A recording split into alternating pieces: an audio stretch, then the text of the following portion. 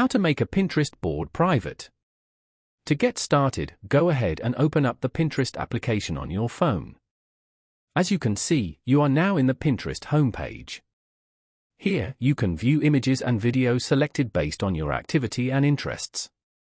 This includes pins from accounts and boards you follow. On this page, go to the bottom panel and tap on Saved. Over here, you can view all your saved pins and the boards they are saved to.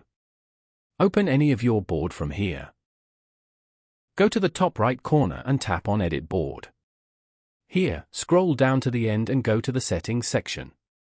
Turn on and make this board secret. Now, only you and collaborators will see this board. After that, tap on Done at the top right corner. You have now successfully made your Pinterest board private. You can change the settings from here whenever you want. Following these steps, you can easily make a Pinterest board private.